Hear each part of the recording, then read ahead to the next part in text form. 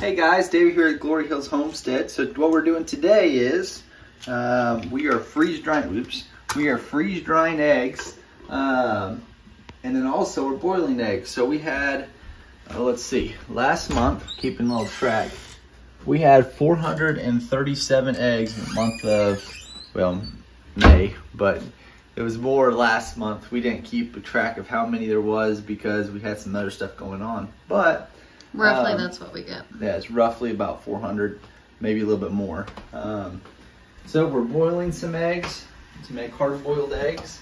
And what I do with this is I add some kosher salt to it, as well as a splash of vinegar. And then after they boil, come to a hard boil, I put them in some very cold water and leave them there. And then they'll cool all the way down, and I shell them off and put them in the refrigerator. And so with the freeze-dried eggs, what I do with that is each tray holds 2 dozen eggs. We have 4 trays total, so that's 8 dozen eggs, which is a lot of eggs, which is nice because it helps us where we can get rid of a lot of eggs or use a lot of eggs without them going bad, and also we can preserve them for a later date. So yeah, okie doke guys. So after you get your 2 dozen eggs, you crack them, mix them up, scramble them, you get your tray, you put it in the freeze dryer. So as Holly pointed out, you don't want to add the eggs to the tray until it's in the freeze dryer. And the reason being is because with 2 dozen eggs and how far it fills up, you're going to be sitting there and sloshing it all over the place, and it's going to go all over the ground, make a mess. So again, you want to load it up in the freeze dryer. You're going to grab your bowl and just pour it in.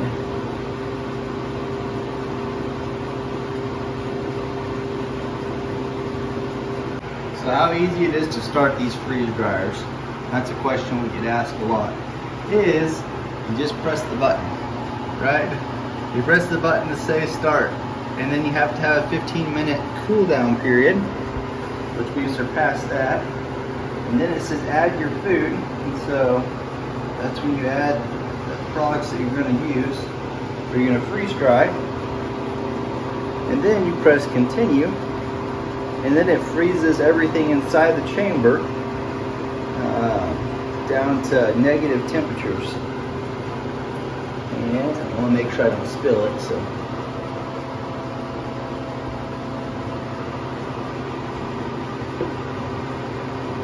some eggs are a little bit bigger than others, but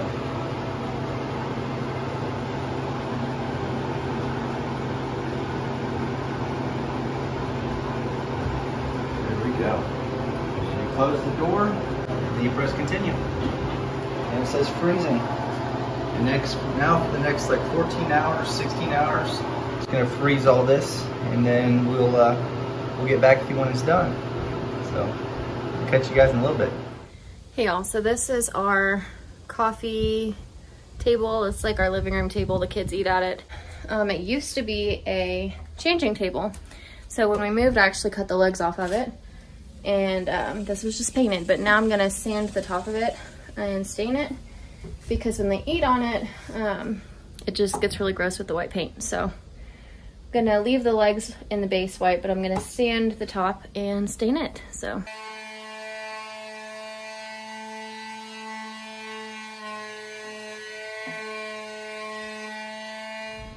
Okay, so Isaac was sad that I took the paint off. But it really needed some work. So I'm letting him pick which stain we do. And you picked this one. Yeah, black. Black, you picked dark walnut. Yeah. So now we're gonna put it on there and see how it looks. Yeah, and it has stains in food. It won't stain food? No. It'll be better, huh? Mm-hmm. That way when we eat on there, we don't see all the stains from the food. Yeah, and we see all stains. When we see our friends, yeah. They'll like the new table, huh? So I was hating how the stain was looking because it wasn't soaking into right where all the wood pieces meet up. So I did what you're not supposed to do, and I took a bunch of water to the oil-based stain with a kitchen scratchy pad and scrubbed it super, super hard with water running on it, and now I love it. So that's much more the look I was going for. Very happy with that now. Hey y'all, so we just got up from a nap And now the project is, ignore the messy background, we live here. And this is like, we call it the island, but it's really like a wooden peninsula type thing that the previous owner's son built here. I'll turn around and show a better view of it in a second, but the finishing on it has been like wearing off and it's driven me crazy for a while now. So I like it, I just need the finish to be better on it. So we're gonna try sanding it and see if that works. And then I'll probably seal it with some wax if we can get all the old yellowed urethane off. As you can see, there's just lots of like spots missing from the urethane and stuff. And I would love to be able to use this big, pretty countertop for like rolling out doughs and things like that. But when it's like this, I just like really don't want to cook on it or do anything food related on it. So we're gonna try sanding it and see if that works. Hopefully I don't make too big of a mess in the house. I know this part of this sander works pretty good to keep all the dust to a minimum anyway. So here's the before, and we'll see what it looks like after.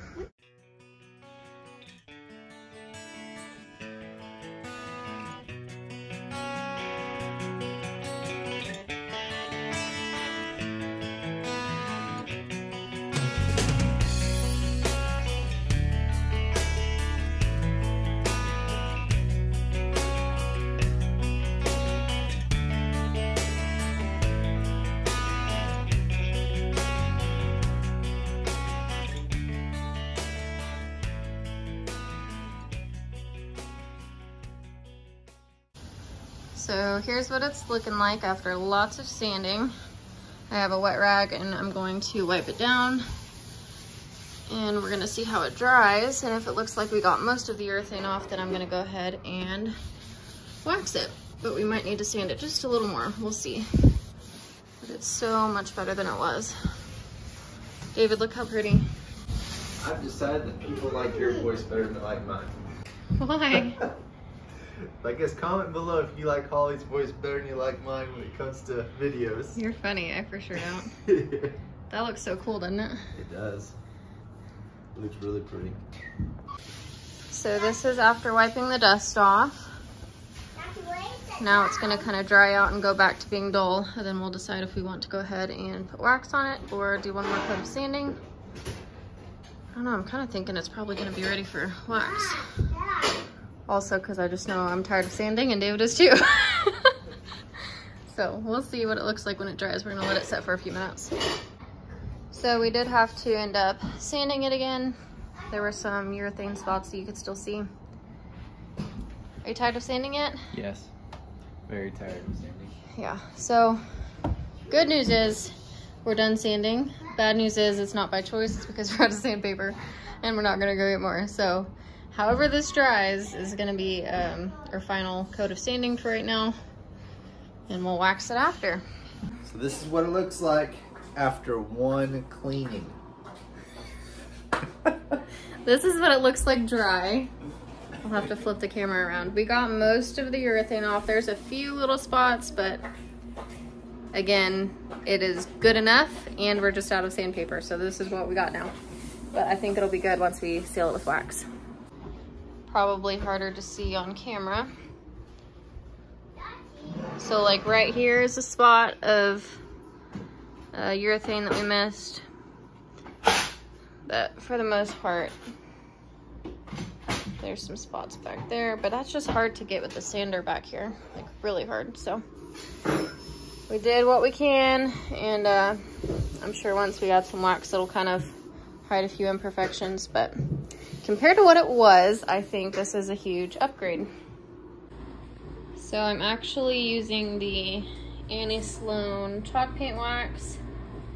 I googled it and it said that once it dries fully, then it is food safe. So that is gonna be so pretty. David, look. Yeah, looks amazing. Can you film that for a sec? That is beautiful, David. Sure is.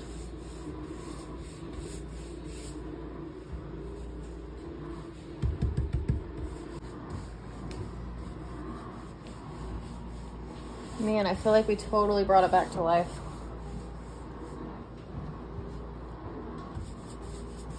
You know, the people that lived here before us would be proud of this. Mm-hmm. Oh, you know, so a little bit of backstory on this is the lady who ended up owning this house, her son, yeah, before us, her son ended up building this for her. His father, who ended up building the house, was a master woodworker, and so he kind of took after him and learned woodworking and built this very nice. We call it an island. Yeah, I wanted to call it an island, but it's not freestanding, but it's pretty much an island. So, also all the shelving in the back and shelving throughout the house he built as well, even in the kitchen. So, but I really like how it's turning out. This does not even show up on camera how pretty it is in person, but it turned out so good. Hey, sweetie. Pizza. Go. Gonna go get pizza? It looks so pretty. Way better than what I expected it would. It seriously looks just like a really well done butcher block now.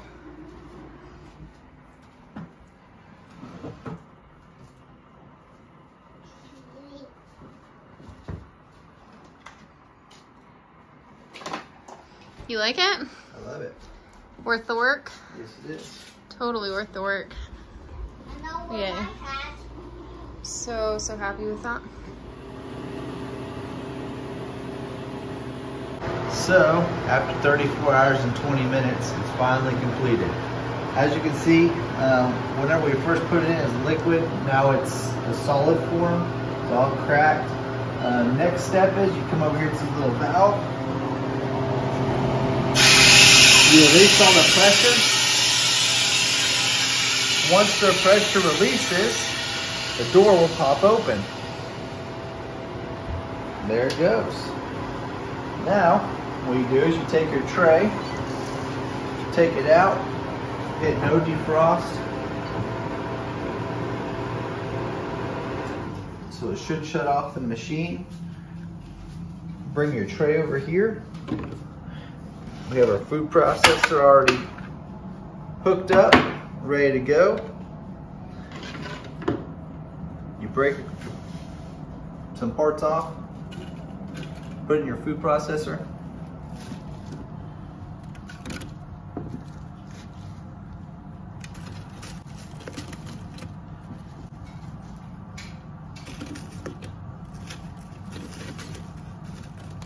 Like so.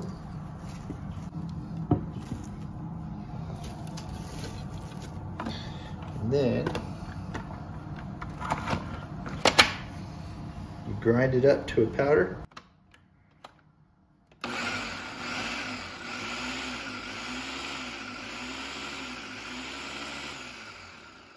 After it's all ground up, you grab your Mylar bag. So these are the bags that Harvest Right includes with their freeze dryer. You can also go buy more from Harvest Right, but they're their Mylar bags. And then you also have your oxygen absorbers. Very important that you have these with these. So what we do is we put 2 dozen eggs in each bag. We label it 2 dozen farm eggs is how you label this one. We've also done 2 dozen freeze-dried eggs, and then today's date. This will last for approximately 30 years freeze-dried on a shelf. And the shelf stable, all you gotta do is take it out and add some more moisture to it. As you can see, we got everything ground up. I still need to grind up the rest of this, and then we'll add it to the bag. What we're doing is we're grabbing the oxygen absorbers. You want to make sure you break up the contents inside the oxygen absorber. We do 2 per bag. The reason being is we want to make sure that all the oxygen is out of this Mylar bag. Again, it helps with the preservation of the product that you've freeze-dried. So after we put our oxygen absorbers in there, walk over here to the sealer. Grab the Mylar bag, hold it for approximately 4 seconds, 3 seconds, and as you see, it makes a seal. I'll hold that there, that's a lot better. And it seals the bag completely. So again, no oxygen can get inside from the outside. Okie doke, guys, so in closing, this is what it looks like after it's all completed. Ollie's just putting up in front of my face, but that's all cool. So funny enough, while we were packaging these and doing the whole process, there was an individual who messaged us on our page that we sell stuff on, inquiring about the eggs, the freeze-dried eggs. So we thought that was kind of pretty cool. We thought these were gonna be for us, but we're probably gonna end up shipping them out. So something I thought we should mention is these are powdered. And so to get like an egg ratio, it's 2 tablespoons of powder to 2 tablespoons of water, roughly equals the amount of 1 egg. So if you guys want any, we'll link our website below on buying some from our farm. And don't forget, you guys are loved. Don't forget to like and subscribe. Comment below if you guys have any questions. We'll catch you on the next one. Bye. See you guys.